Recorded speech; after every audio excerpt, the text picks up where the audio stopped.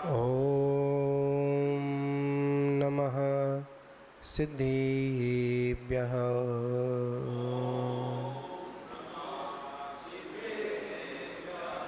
ऋणमेदोड़े सव्यसिद्धे झाड़ुत्तम खब दीह दीह संसारे। दस दस दो दोड़ा जिणे दस दो अणुपीहणं भुक्षे। नमो अरिहन्ताणं नमो सिद्धाणं नमो आयरीयाणं नमो वज्रायाणं नमो लोहे सव्वसाहुणम्। अनंतानंत सिद्धि परमेष्टि भगवान की, प्रथम तीर्थंकर आदिनाथ भगवान की, शांतिनाथ भगवान की, चौबीसों भगवान की, परम पूज्य आचार्य श्री कुंद कुंद देव स्वामी की, परम पूज्य आचार्य श्री आदिसागर महावीर की दी विमल सागर जी गुरु महाराज की, परम पूज्य तपस्वी सम्राट आचार्य गुरुदेव सन्मते सागर जी गुरु महाराज की, परम पूज्य तपस्वी सम्राट आचार्य गुरुदेव सन्मते सागर जी गुरु महाराज की, परम पूज्य परम्पराचार्य सिख सुवार सौभाग्य सागर जी गुरु महाराज की, अहिंसा मही विश्व धर्म की।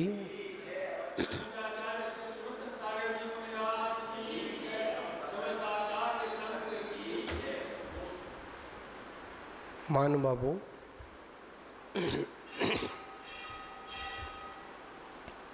आचार्य श्री कुंद कुंद देव स्वामी द्वारा हम सभी लोग बालासनपिका ग्रंथ का स्वाध्याय कर रहे हैं, जिसमें आचार्य प्रवर कर्माश्रव की चर्चा कर रही है। वास्तविकता में देखा जाए, कर्मों का आना ही संसार है,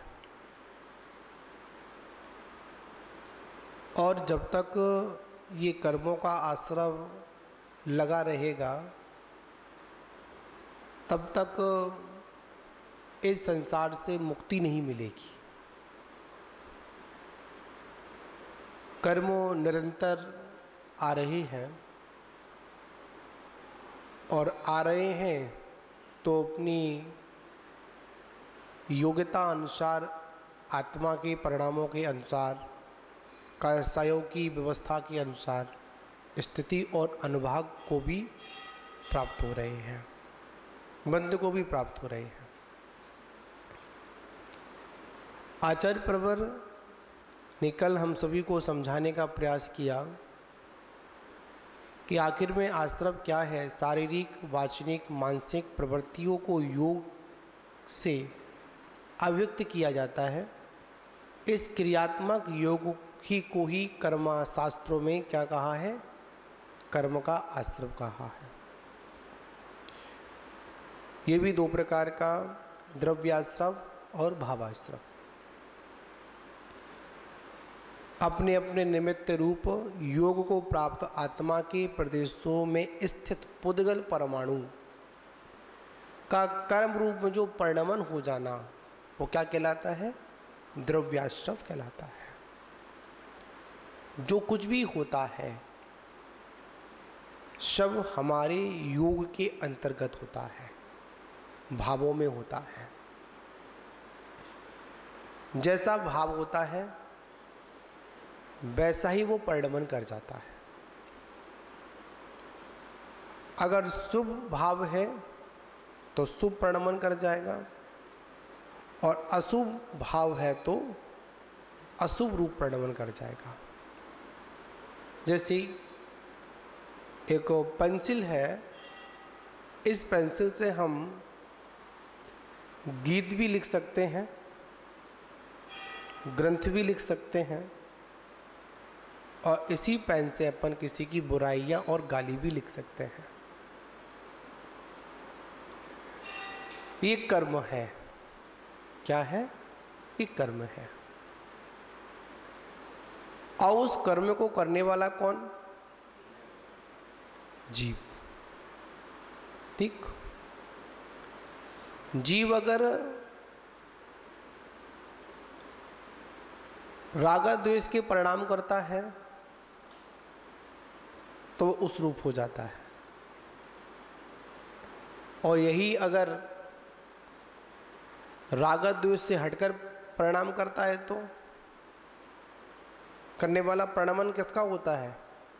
जीव का होता है। तो आचार्य भगवत कहते हैं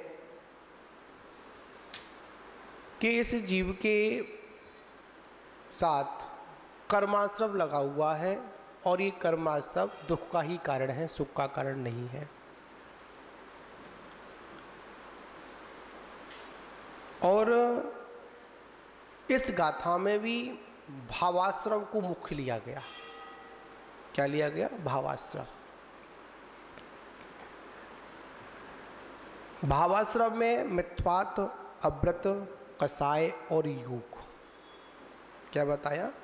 भावाश्रव में क्या बताया?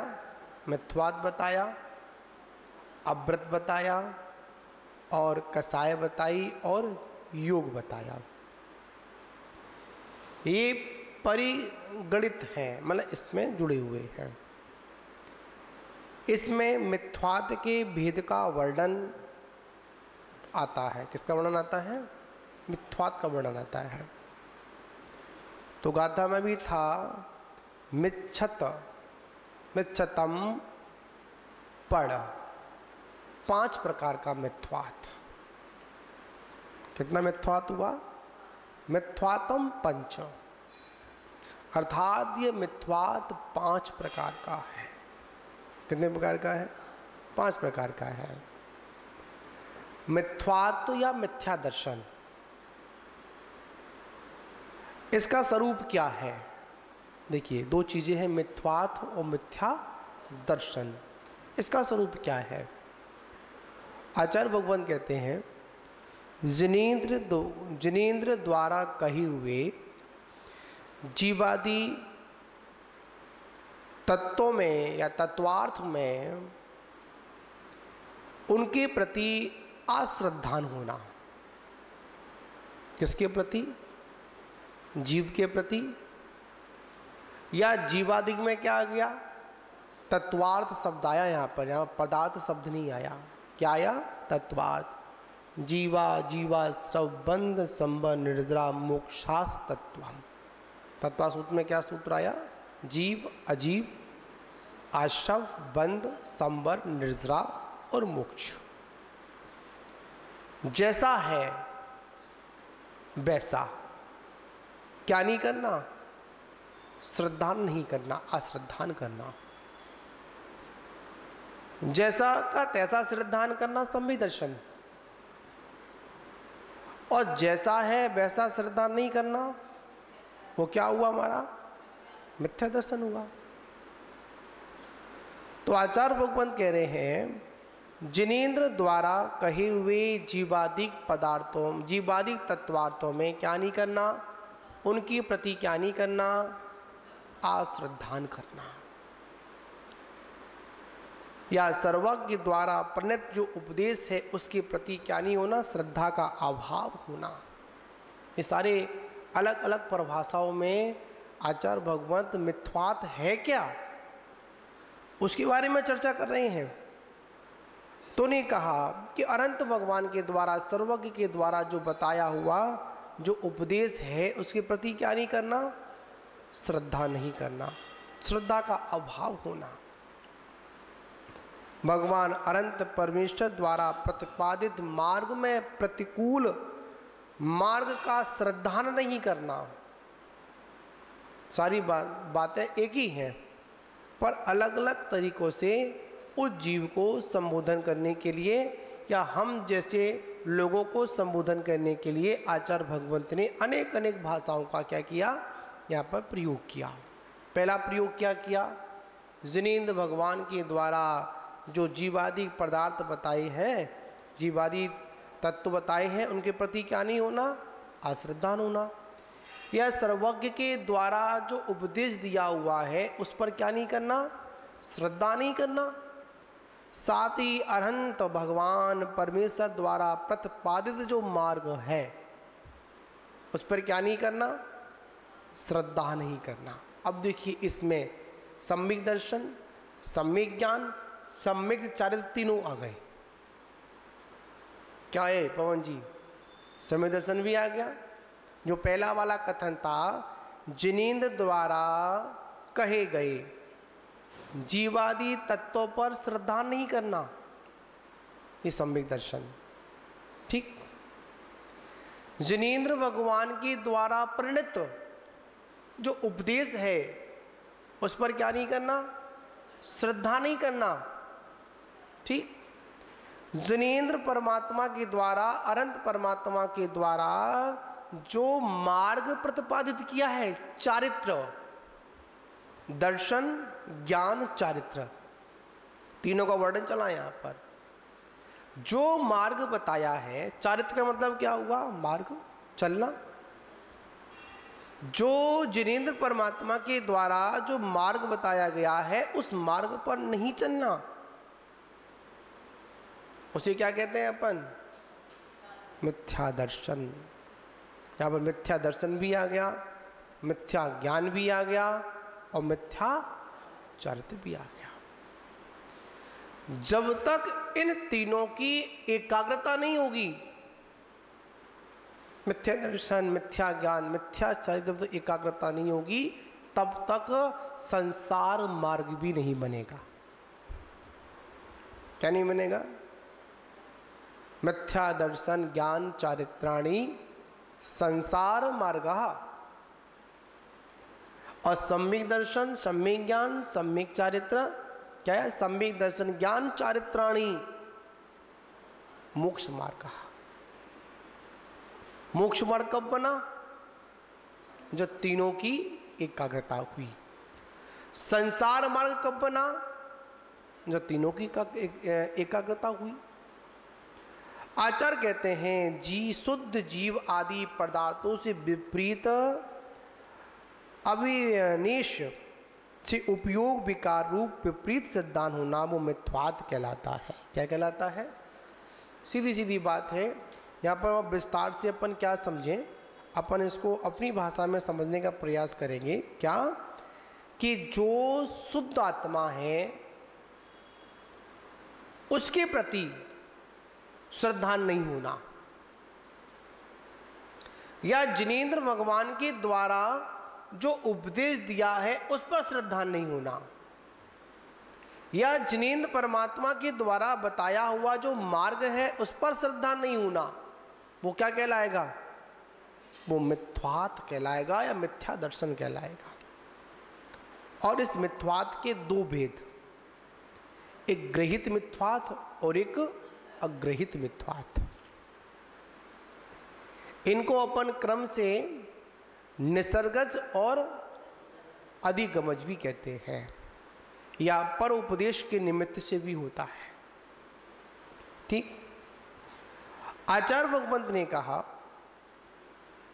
कि मिथ्यात्व के बारे में, मिथ्यात्व कर्म के उदय से। अब देखिए मिथ्यात्व कर्म का जब उदय आता है ना, मतलब चारित्र जो दर्शन मोहिनी है, दर्शन मोहिनी में क्या आ गया? जो हमारा दर्शन मोहिनी में, मतलब मोहिनी कर्म में दर्शन मोहिनी आया, जब तक दर्शन मोहिनी कर्म का उदय होता है, मतलब मिथ्यात्व कर्म के उदय से ही जो तत्व विशेषक अश्रद्धान अभिभूत है उसे निसर्गज सम्यक्त्व, उसको निसर्गज मिथ्यात्व कहते हैं। किसका उदय है? एक तो ये होता है कि मिथ्यात्व कर्म का उदय है, और मिथ्यात्व कर्म का उदय है तो उसके उदय से जो तत्व आदि विषय हैं उनमें क्या होना? अश्रद्धान उत्पन्न होना, स्वाभाविक बात है। और एक बात और पक्की है, जिस कर्म का जैसा उदय है वैसे ही हमारे परिणाम भी उसी तरीके से बनेंगे। अगर मिथ्यात्व कर्म का उदय है तो हमारे परिणाम सम्यक्त रूप बनेंगे ही नहीं। क्या नहीं होंगे? क्या समझे? और अगर हमारा सम्यक्त का उदय है, किसका उदय है? सम्यक्त का उदय है, तो हमारे परिणाम कैसे नहीं होंगे? मिथ्यारूप नहीं होंगे। एक बात और यहां समझेंगे, जैसे स्फटिक मणि का एक पाषाण, कैसा? स्फटिक मणि का पाषाण ले लिया जाए और उस पाषाण पर जैसी रोशनी डाली जाती है, वो स्फटिक मणि कैसा दिखाई देता है? उसी रूप दिखाई देता है। पर वह उसी रूप दिखाई तो देता है, पर उस रूप होता नहीं है। यही अगर समझ में आ जाए, क्या समझ में आ जाए लव जी? जैसा दिख रहा है ना, वैसा वो है नहीं। बस हम लोग क्या करते हैं, जैसा दिखता है बस वैसा ही क्षणिकता को लेकर हम उसको वैसा ही मान लेते हैं। आत्मा शुद्ध है, हम क्या मान लेते हैं? आत्मा शुद्ध है। हां, इसको भी अपन अपेक्षाकृत लेंगे, जब तक उस लाइट का उसके साथ में संपर्क है। क्या है? जब तक उस लाइट का उसके साथ में जब तक संपर्क है, तब तक वह उसी रूप है, अंतरंग से भी और बहिरंग से भी। कैसी है? परिणामी उसी रूप है और बाहर में दिखने वाली आकृति भी कैसी है? उसी रूप है। जैसे जैसे वो रोशनी दूर हटती चली जाती है, वैसे वैसे क्या होता है? दूसरा रंग जैसे ही चढ़ता है, वैसे वो कैसी दिखाई देने लगती है? उसी रूप दिखाई देने लगती है। ये सारा का सारा प्रभाव किसका है? बाहर के रिफ्लेक्शन का है। कैसा है? बाहर की रोशनी का प्रभाव है। पर याद रखना, अंतरंग में जब ज्ञान की रोशनी जब जल रही होती है, वेद विज्ञान की जब रोशनी जल रही होती है, उस समय ये कुछ भी नजर नहीं आता है। समझे ना? असर नहीं देखा पाएगी। जब आचार्य भगवंत ने कहा अंतरंग से जब हम व्यवस्थित हैं, तो बाहर में चाहे कितनी भी व्यवस्थाएं बिगड़ी हों, पर वो क्या नहीं कर सकती हैं? हमारे अंतरंग को बिगाड़ नहीं सकती हैं। और जब अंतरंग बिगड़ा होता है, पर याद रखना, इन निमित्तों का भी इतना बड़ा प्रभाव होता है। कैसा? इन निमित्तों का भी इतना बड़ा प्रभाव होता है। आप अभी यहां पर बिल्कुल शांत चित्त होकर बैठे हुए हैं, ठीक है ना? अगर यहां पर कोई हमारा द्वेष भाव रखने वाला आ जाए, क्या आ जाए? द्वेष भाव रखने वाला आ जाए, तो कहीं ना कहीं हमारे अंतरंग में उस बाहर निमित्त को देखकर कहीं ना कहीं अंतरंग का निमित्त बिगड़ जाता है। स्वाभाविक बात, बिगड़ेगा। और इसी को बिगड़ने नहीं देना, इसी का नाम साधना है, इसी का नाम रत्नत्रय है, इसी का नाम सम्यक्त्व है। क्या समझे? मिथ्वात के बहाव में अगर बह गए तो क्या होगा? सिर्फ नुकसान ही नुकसान होगा। आचार्य कहते हैं कि पहले आप निर्णय करिए। आज हमारा निर्णय ही कैसा है? ठीक नहीं है। जो निर्णय ठीक नहीं है तो ज्ञान भी ठीक नहीं होगा, और जब ज्ञान ठीक नहीं है तो उसका चरण भी ठीक नहीं होगा। तो करना क्या है? सबसे पहले आचार्य कहते हैं आप अपने निर्णय को कैसा करिए, व्यवस्थित करिए। और निर्णय व्यवस्थित कैसे होगा, तो कह दिया कि जो जिनेंद्र भगवान की द्वारा जो जीवादिक तत्व बताए हैं ना, पहले आप उसका निर्णय करिए। कौन निर्णय करिए, कौन निर्णय कराएगा, हम या आप, स्वयं। याद रखना, मानते हैं कि निसर्गज और अधिगमज दो प्रकार का विषय, एक पर उपदेश के निमित्त से भी होता है और एक स्वयं के निमित्त से भी होता है। पर स्वयं के निमित्त में भी पूर्व में पर उपदेशी निमित्त होता है। क्या समझे, सबसे पहले अगर सम्यक्त होगा, निसर्गज नहीं होगा, अधिगमज होगा, पर के उपदेश से होगा। किसके उपदेश से होगा, पर के उपदेश से होगा। क्यों, व्यवस्था है, अनादिकाल के संस्कार से यह जी पड़ा हुआ है। जब मिथ्यात्व कर्म का उदय होगा तब जाकर निसर्गज होगा। कोई व्यक्ति शांति से जा रहा है, बहुत से लोग रहते हैं पर उपदेश वाले होते हैं, नहीं ऐसा नहीं, ऐसा कर, उसको मोड़ देते हैं। उसको जब मोड़ते हैं तो क्या होता है, पर उपदेश से एक अंतरंग में मिथ्यात्व कर्म का उदय मुख्यता से, और बहिरंग में क्या मिल गया उसको, पर उपदेश मिल गया। और जब पर उपदेश मिला, इधर तो मिथ्यात्व का सहयोग और पर उपदेश और मिल गया, इधर मिथ्यात्व का संस्कार, इधर पर उपदेश मिल गया, तो क्या हुआ, उसने तुरंत मिथ्यात्व का ही आर्जन किया। जैसे आप समझिए, किसी कारणवश हमारा काम नहीं बन रहा था। क्या नहीं बन रहा था, हमारा काम नहीं बन रहा था, हमारे काम बिगड़ रहे थे। तो संयोग से शुभ का उदय आया और वैसे ही क्या मिल गए, शुभ निमित्त मिल गए। रोज उस मार्ग से निकलते थे, कहाँ निकलते थे, रोज उस मार्ग से निकलते थे, पर उस समय रोज वो व्यक्ति मिलता था।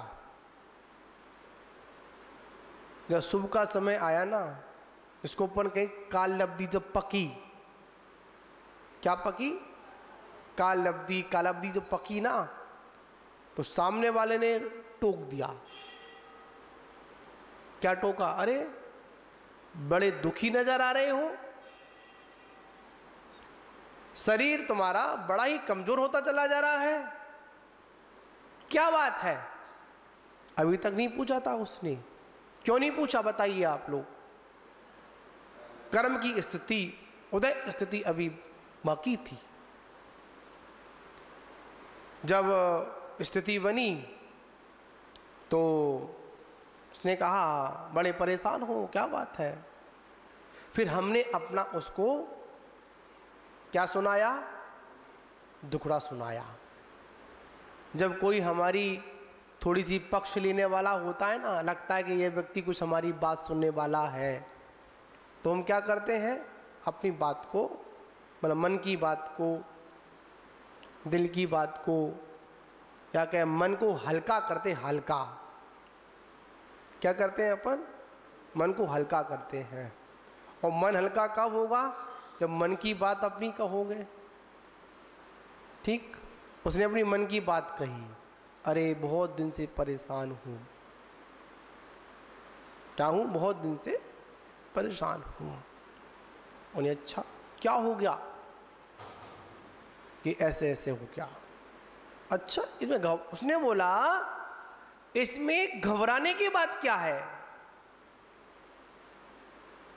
क्या, एक काम कर, ये बीमारी तो मेरे को भी हुई थी। अच्छा, फिर तुमने क्या किया। अरे मैंने क्या किया कि जब बीमारी हुई तो मेरे को भी कोई ना कोई फलाने वाले व्यक्ति ने बताया था। क्या बताया था, उस डॉक्टर के पास चले जाओ। कहाँ चले जाओ, उस डॉक्टर के पास चले जाओ। ठीक है, मैं चला गया, श्रद्धान मजबूत हो गया। क्या मजबूत हुआ? जब उसका रोग ठीक हो गया तो मेरा भी रोग किससे ठीक होगा?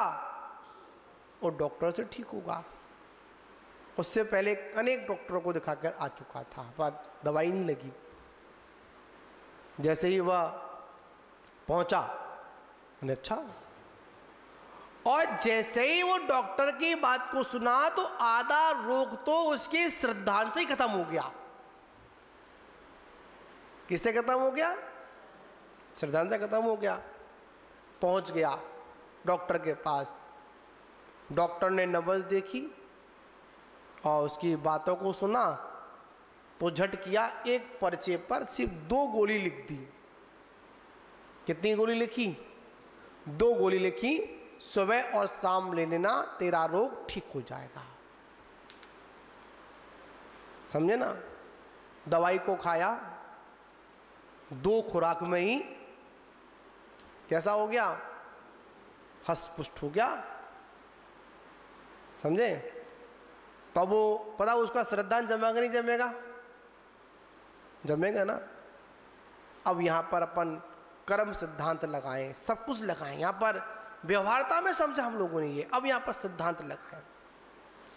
बाहर का निमित्त भी उपयोगी था और अंतरंग में कर्म की स्थिति भी क्षय को प्राप्त हुई। सम्यक दृष्टि जीव अंतरंग और बहिरंग दोनों देखता है। क्या देखता है? अंतरंग भी देखता है और बहिरंग भी देखता है। पर जो मिथ्यात्व जीव होता है वो सिर्फ बहिरंग देखता है, अंतरंग नहीं देखता है। क्या देखता है? सिर्फ बहिरंग देखता है। किसने किया? अरे मैंने नहीं किया, अरे सामने वाले ने किया। यह भी बात बिल्कुल सत्य है कि बाह्य औषधि से ही रोग ठीक हुआ। अंतरंग निमित्त क्या? उस कर्म की उदीर्णा का, क्षय का क्या आ चुका था? समय आ चुका था। तब जाकर निमित्त नैमित्तिक संबंध बनते हैं। अगर ये सम्यक्त रूप मिल जाए तो सम्यक्त प्राप्त हो जाता है, और यही अगर मिथ्या रूप मिल जाए तो मिथ्या रूप हो जाता है। इस प्रकार आचार्य भगवत कहते हैं जो एकांत को लेकर चलता है, 5 मिथ्यात्व के भेदों में एक एकांत मिथ्यात्व भी होता है। कौन सा मिथ्यात्व होता है? एकांत मिथ्यात्व। आचार्य प्रवर कहते हैं सबसे बड़ा अगर कोई मिथ्यात्व अगर है तो वो क्या है? अपनी आत्मा के प्रति क्या नहीं होना? श्रद्धा नहीं होना। निज आत्म तत्व शुद्ध आत्मा के प्रति क्या नहीं होना? श्रद्धा नहीं होना। यह सबसे बड़ा मिथ्यात्व है।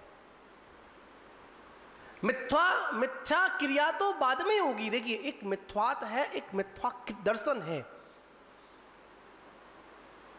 दर्शन में मिथ्या क्रिया भी आ सकती है। क्या आ सकती है? मिथ्या क्रिया। जो मिथ्या दर्शन होते हैं ना वो क्रिया के साथ होते हैं, पर जो मिथ्यात्व जो होता है ना वो निज आत्मा के साथ में जुड़ा होता है। बहुत से लोग होते हैं अन्य स्थानों पर जाते हैं, मिथ्या क्रिया देखते हुए मिल जाते हैं।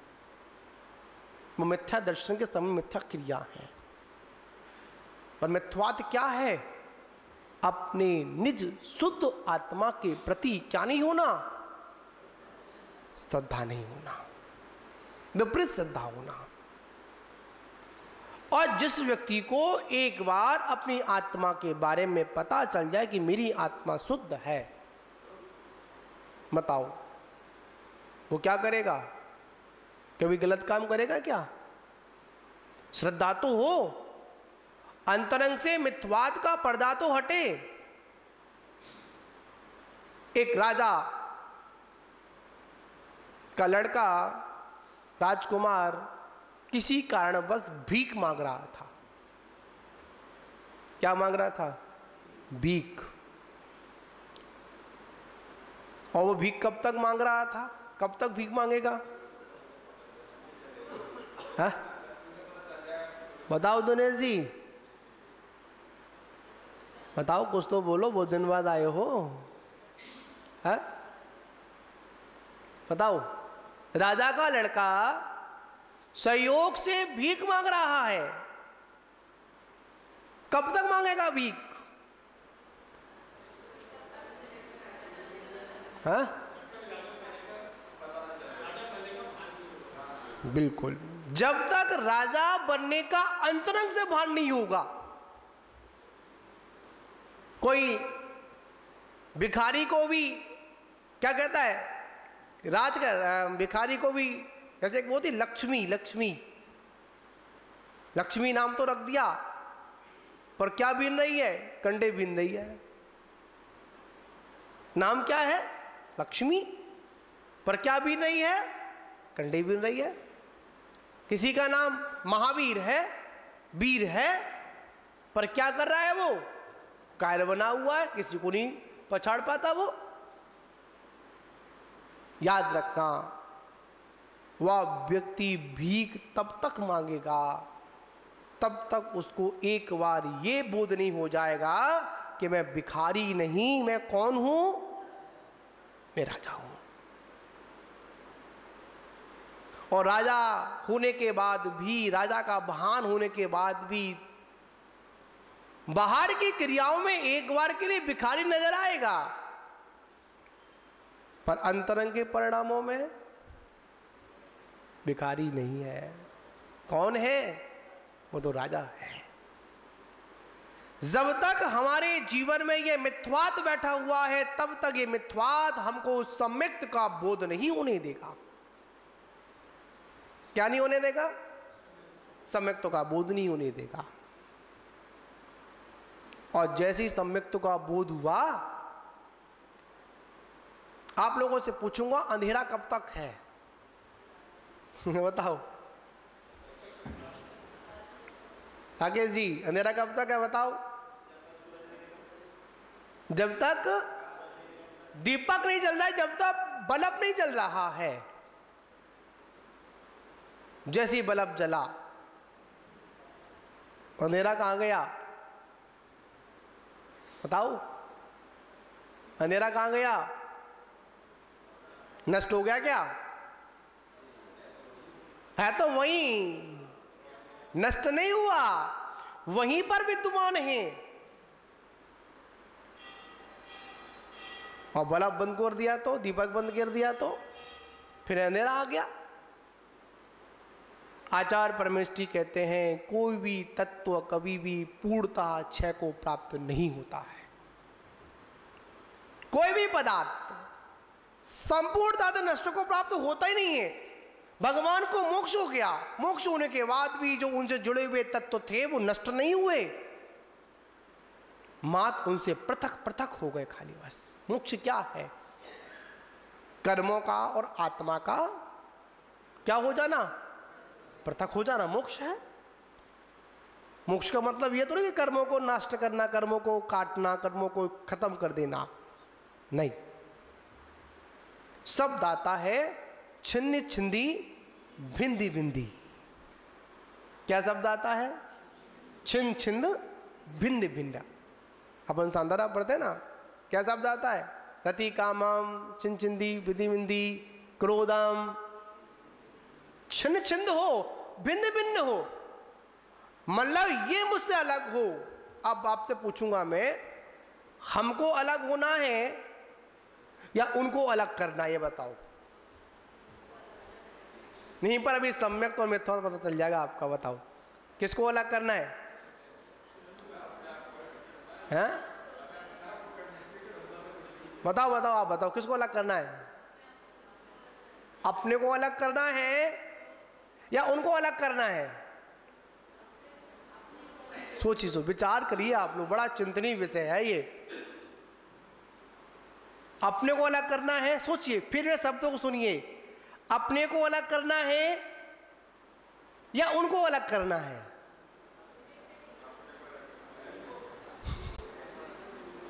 समझिए, बड़ी जटिल समस्या है ये। हम क्या करते हैं, अपनों को मतलब हम उनको अलग करने का प्रयास करते हैं जो अपने है ही नहीं। एक बड़ा सपोज उदाहरण आपको बताऊं मैं आपको। एक बड़ी थाली में क्या, एक बड़ी थाली में बेशकीमती रत्न रख दिए जाएं। क्या रख दिया जाए? बेशकीमती रत्न रख दिए जाएं और आपसे बोला जाए उठाइए। बताओ क्या उठाओगे आप? बताओ पत्रकार जी, क्या उठाओगे? बड़े बेईमान हो तुम, थाली उठा लोगे? है? जो अपना है वो भी उठाओगे, जो अपना नहीं है वो भी उठाओगे। यही तो अज्ञान दशा, यही तो मिथ्या दशा है। सम्यक दृष्टि सिर्फ क्या उठाएगा? रत्न उठाएगा। जो अपने उपयोग वाला है वो उठाएगा, इसके अलावा और कुछ नहीं उठाएगा। उसे कोई मतलब ही नहीं है दुनिया में क्या हो रहा है। कितने से बड़ा बेशकीमती क्यों ना हो, पर उठाएगा तो क्या उठाएगा? जो उसके मतलब का है वो उठाएगा, इसके अलावा कुछ नहीं उठाएगा। और इस संसार रूपी थाली में अनेक पदार्थ मिले हुए हैं। इन अनेक पदार्थों में अगर कोई अपना पदार्थ अगर कोई है तो वो क्या है? मात्र एक जीव तत्व। क्या है? मात्र एक जीव तत्व। इसके अलावा और कुछ भी अपना संसार में ना है, ना था और ना आगे होगा। पर उठाते क्या है हम लोग? चावल उठा लेंगे, जो मन में आएगा वो उठा लेंगे। पर नहीं, आचार्य परवर कहते हैं ज्ञान दशा को प्रकट करिए। और ज्ञान दशा में क्या, सबसे पहले अपने को अपने से परिचित करिए। जो समय है ना, समय नली, वो क्या था आज का समय? मतलब एक कोटेशन था, क्या था बोलना उसको? समय